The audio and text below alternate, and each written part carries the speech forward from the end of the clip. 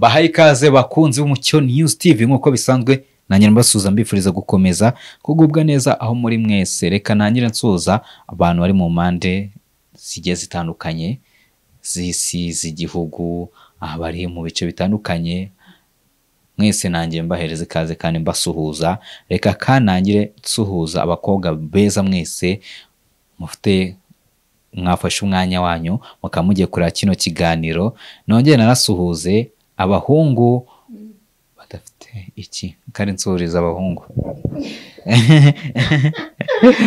Katuza abantu bose bakurikiye abakobwa mwese muri rusange abadukurikiye wowe wafashe umwanya wawe bagakurikira Umucyo News aho uherereye hose, umugabo, umugore, umusaza, umukecuru, inkumi, umusore, umwana, mwese tubahaye ikaze ku Umucyo News TV. Okay. Umeze mute se umeze fresh? Ndi kumva umeze neza, ibintu biri kugenda bicamo neza.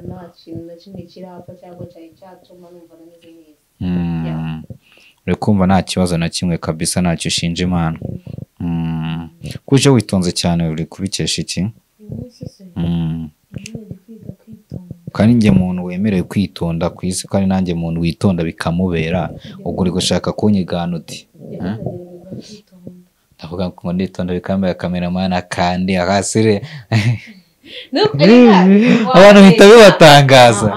kandi njye babigaragara. Nese abantu ninde ndi kubeshya? Oyanjye nta muntu mba ndi kubeshya, bose barabizi ninjye muhungu wa mbere witonda. N'abantu bose bakurikirana Umucyo News TV ako kantu bazajya bakabika. Ntazajya no kuri YouTube ati ngiye kureba wa muhungu witonda. None unabwire na mama wawe nimba uri n'umwana muto, mama ngiye kureba muhungu witonda, azahita umva ko nagiye no kumurarura.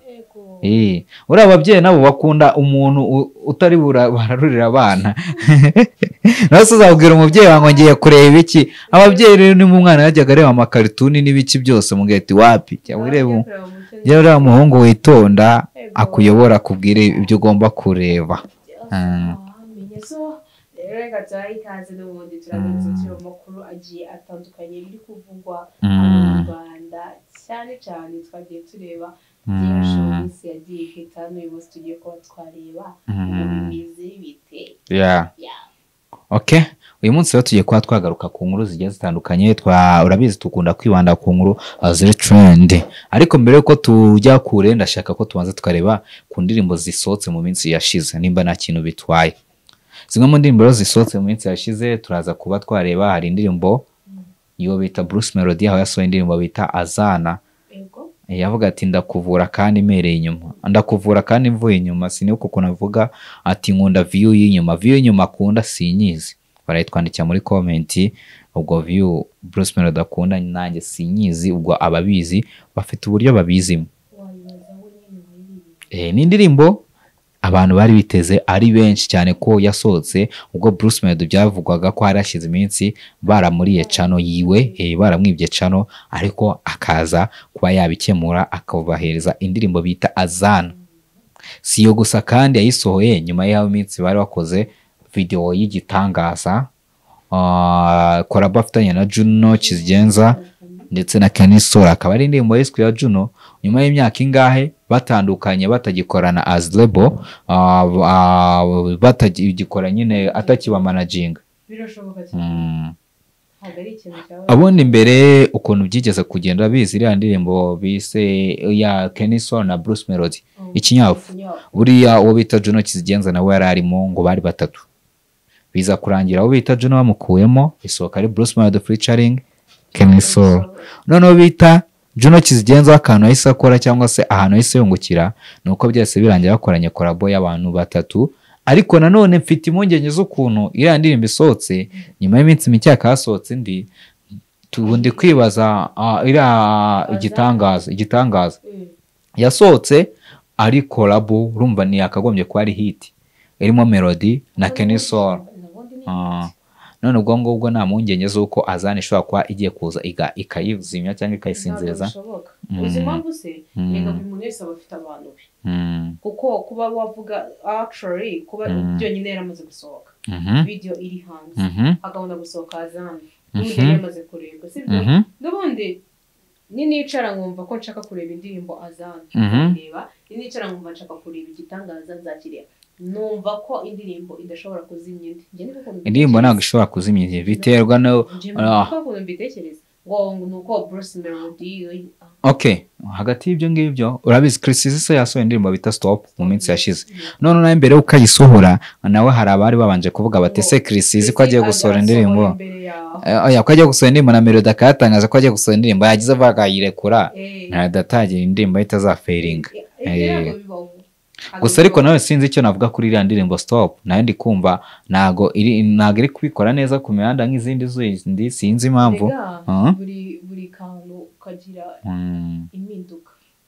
izi twe tumumenyereye muri za ndiri nyine haje challenge uko twe tumumenyereye ntago ariko yagarutse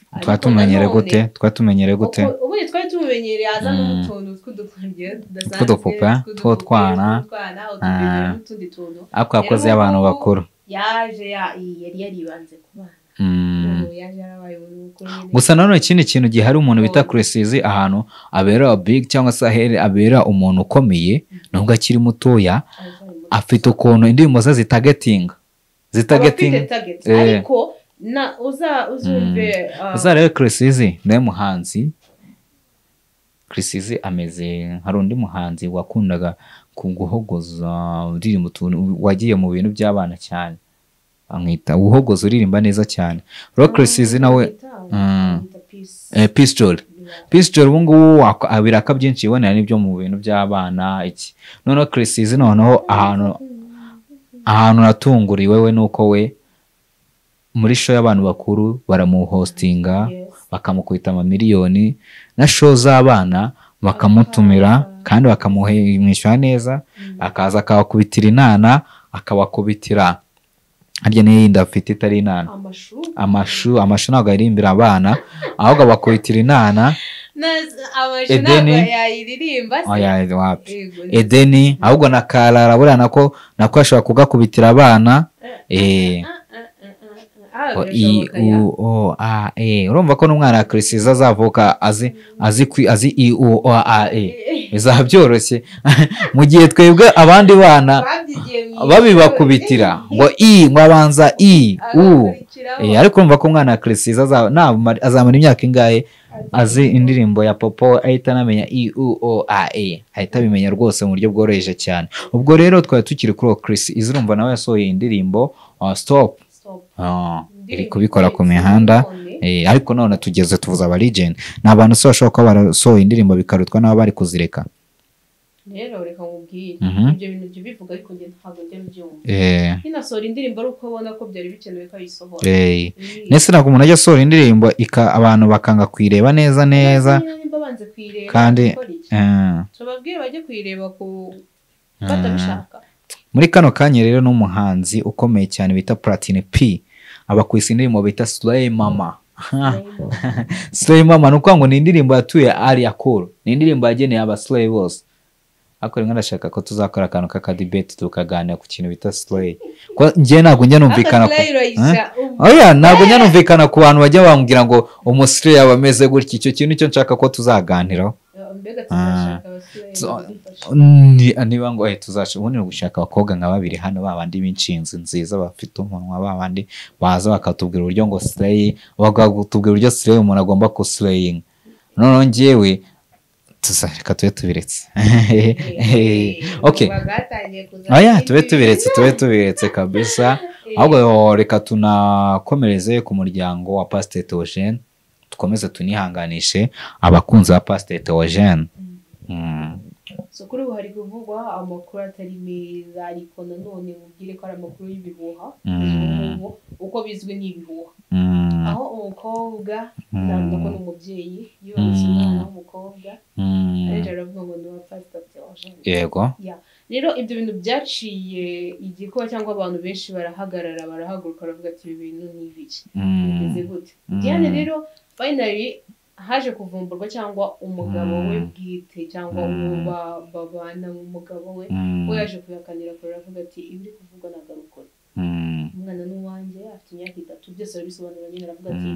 ibindi bintu ntabwo mbizi ariko umwana nzi ko ari uwanjye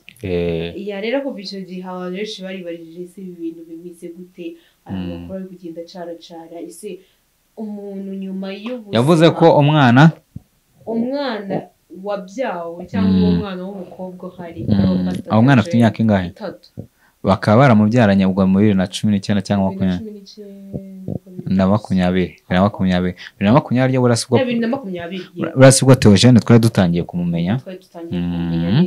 nese bishatse kuvuga ko Theogene mbere yuko amenyekana cyangwa se aza muri social media cyangwa aza muri showbiz yateye inda mbere yuko azamo cyangwa yiteye amaje kumenyekana kwa ko n'umuntu izina riba rimaje gufatisha abantu baka akenshi iyo hatewe inda biramenyekana sibyo none se nimba twateye inda twabimenye aya ntago bimenyekana kenshi umuntu ateye inda byandimbati byamenyekanye nyuma yashize imyaka none se uyu mukobwa yaba yaranze kuvuga tuvuge noneho ko ari kubivuga agamije iki sasa rero aya ntago ari hit hari ibintu ngiye numva umuntu nese umuntu ujya gushakira hit ku mwana uzi igihe nakemera hit uzi ikintu nakemera hit ari gushakira abazi ngo nimba oya uwo mugane naho bihuriye ari gushaka amarongo sibyo cyangwa ari gushakira ubuzima cyangwa ikindi kintu utakiri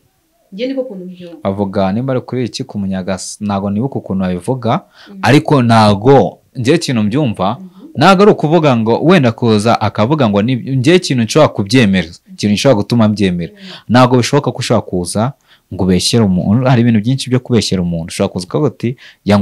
namugurije amafaranga niyo yanyishyuye ushobora kuza ukavuga ngo byagenze gutya na gutya sibyo ariko ntabwo uza ngo uvuge ngo uyu mwana dufitanye n'ubu maybe wenda ni n'amabanga yabo wenda asanga bari bamufitanye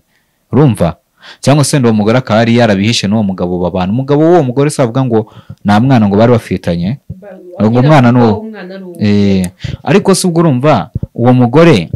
uwo wakitura from nowhere ukaza muri social media uti uyu nguyu ari umugabo wanjye yambyaye twabyaranye umwana ese undi ari kubivuga undi agamije iki hari amakuru ari kumburwa neza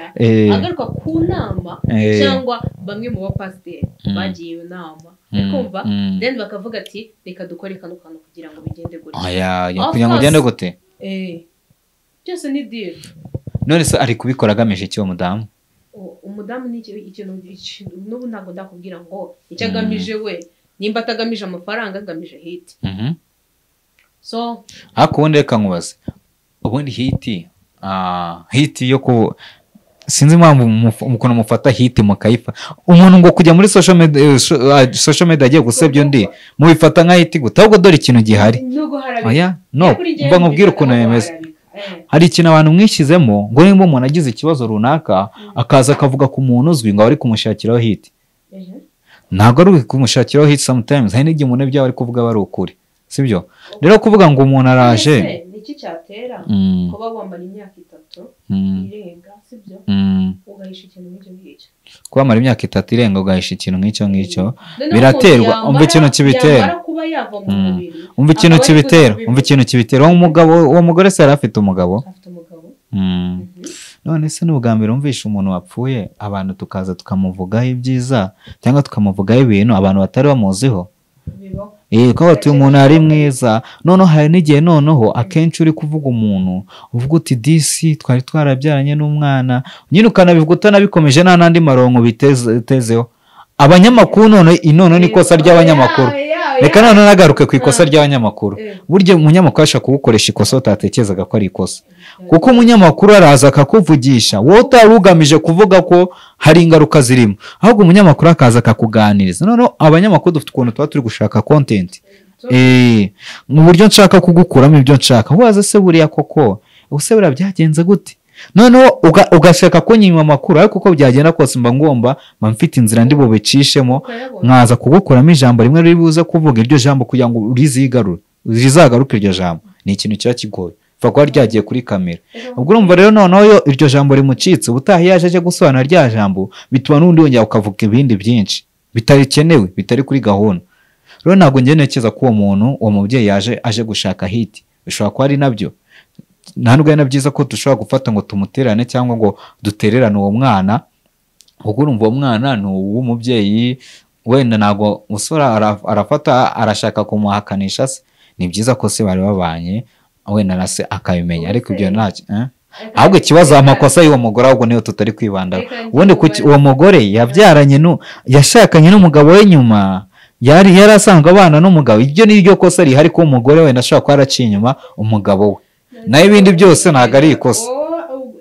kugeza ubu ngubu ntabwo ndabyumva neza. Njye rero icyo kintu nicyo nshaka ko tugarukaho, twibaza tuti ese koko yaciye umugabo we nyuma? Nimba yaraciye umugabo we nyuma, ikosa ni iry'umugore, ariko nanone ikosa rigiye kuza ngo rigonge umwana. ubundi ni nabyo abantu benshi bakunda kuvuga,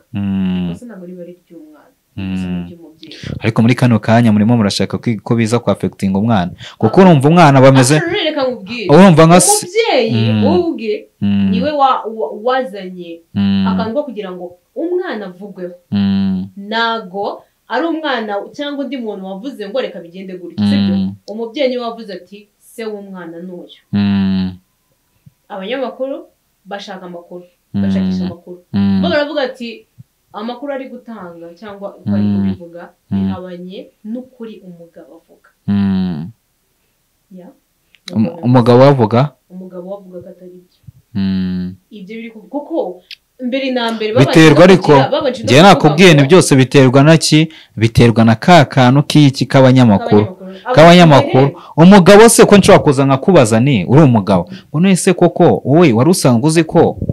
uriya mwana atarawe? Kandi bati we njye umwana ngiye n'uwanjye, umwana n'uwanjye turabana, numufata nk'umwana wanjye iki n'iki. Ako kajambo konyine ashobora gufata nkagakata nkakazana nkagapostinga, bihita bigaragaza ko umuntu ari kuvuga ko umwana ari uwe. Ibyo rero abantu bakahita babyuriraho, ariko ntabwo se bigeze bapimisha DNA ngo barebe. Umva ukuntu byagenze. Umwana,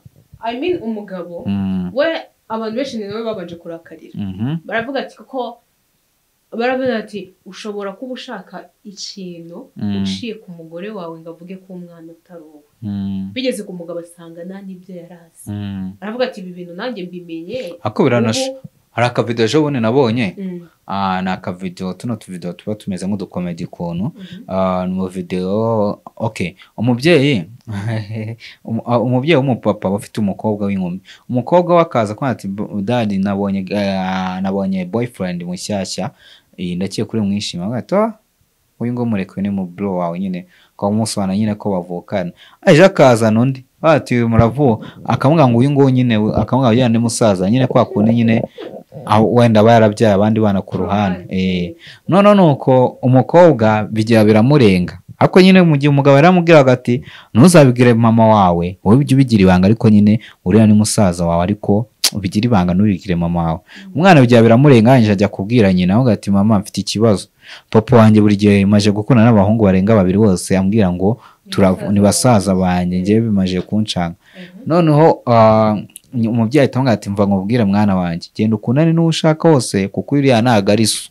Urumva? Andi veneta amubwira ko na se nyine uwo mwana yitaga se ntago ari se. Urumva? Rero niyo mpamvu ibintu by'ingo bya hano hanze ntabwo ushobora kubyivangamo, biba bifite amabanga yabyo. Usanga mu rugo harimo abana bangahe bajya kuri 5-6, cyangwa bangahe bagiye bafite ababyeyi batandukanye, ariko nabo batanabizi. Urumva? Gusa ikintu kiza nakumva kiba gihari nuko umubyeyi agomba kubweza ukuri abana be. Nimba rero avuze ati none sibaze ko nono byibuze ko wafashe umwanya akabivuga iki gihe, yari kuzabivuga se nyuma y'imyaka 10? Akabivuga mbere ryari se? Nimba bari babanye neza, nimba bari babanye mwiba, reka nkubwire no ikindi kintu gihari, reka nkubwire ikindi kintu gihari. Nimba umugore ati warabizi se ko wenda uwo mwana hari, te wakaba yaramufashaga nta kibazo gihari, noneho ubu ngubu wenda akaba agiye akaba umugore abivuze, noneho ubwo ari kuzaza akabivuga nyuma y'imyaka 10, yari kubibwira nde? Ikosa rihari ry'umugore niri, ikosa rihari ry'umugore niri, ikosa rihari niri, kuba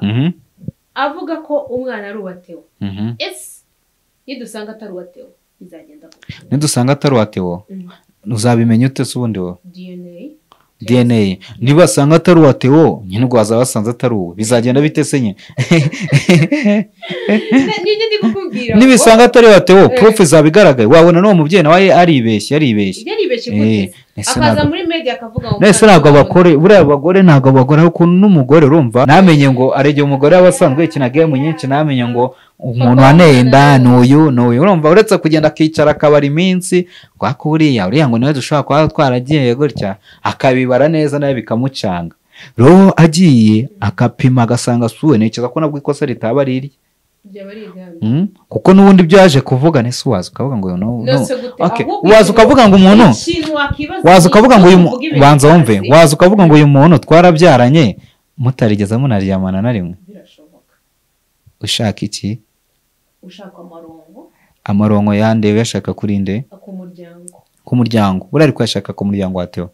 kubera ko byonyine imitungo yari amaze kugira sibyo abana bagiye batandukanye yafashaga ese kuki utakibaza ko yafashaga abana bo ku muhanda kuki atafasha umwana ngo amuzane uzite ko yatamufashaga se ibyo byo urabizi yari kumuzana wese kandi umwana afite nyina umwana w'imyaka 3 aziwe ibyo urabizi mu makuru dufite amakuru y'abantu yafashaga ariko ntago tubizi nimba nubwo dufite n'amazina yabo yafashaga ni bande nabo tuzi wasanga n'uwo mwana arimo yafashaga ahubwo ikintu gihari mwe gufata umubyeyi ngo mumuterere amabuye cyangwa se muvuge gute ibyo ari kuvuga asanga ari byo ntekereza ko buri muntu w'umudamu ukuze umuntu w'umudamu ukuze muri ababyeyi bawe ari n'abantu bakomeye ntago ari umuntu ushobora kuza just uzajya ubanza unarebe wenda unarebe n'uwo muntu arasa wenda agaragara ate ku buryo ashobora kuza akaba yabeshya ngo umwana wenda ikosa nayo yakoze no kuza muri media akabivuga kimwe n'uko ariko nawe kuza muri media akabivuga ashobora gusanga nawe arizo nzira yari afite zonyine uko biri kose tuzakora ikindi kiganiro sibyo ngende kukwereka proof izo proof ugenda uzishake rwose ngiye nuzo kanyereka ibimenyetso bihamya ngiye nzemera ntsindwe kabisa nzagaruka nkwereka ko ati ukuri nuko ibintu bimeze gutya nuzo utazinyereka bizagenda bite byakozwe bimeze gutya nutazinyereka bizagenda bite nanjye uzambwira icyo ushaka sawa nari nta kibazo dushatse twanasoreza ko ndi kubona ko ntago byarangira tugiye gukomeza kuburana kabisa ntabwo ari no kuburana ari kugenda avugwa ntago twajya dufata umwanzuro ngo n'uyu umwana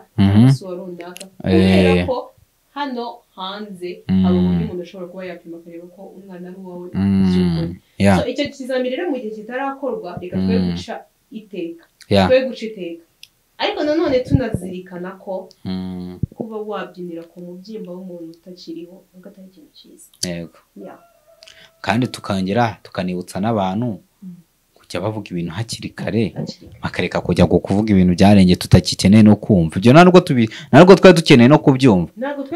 uretse n'ibindi ntabwo twari dukeneye kubyumva se twari dukeneye kubimenya kuko wenda nimba byaranabaye ntituzi iyo byabereye muri kano ka tubifata nk'ari kutubwira ubusa sibyo ubundi yakagombye kumenya ati ibi bintu bigomba kuvugwa muri kino gihe kuza kutubwira ibintu byarengereye rero nta kintu twabimaza mutwihangane rwose umubyeyi utwihanganire nuko bimeze nyine reka rero nsoze nanashimira abakunzi bacu nsoze nshimira abakobwa beza bakurikirana ikiganiro cyacu bifurize gukomeza kugubwa neza aho muri mwese kabisa kandi mbifurize kubaho mutuje mutekanye hamwe n'Umucyo News TV tuzatubagezaho ibyiza byinshi ndetse gukora subscribe sharing ibiganiro bigiye bitandukanye niwo mugisha cyangwa nicyo kintu tubifuzamo kurusha ibindi urakoze cyane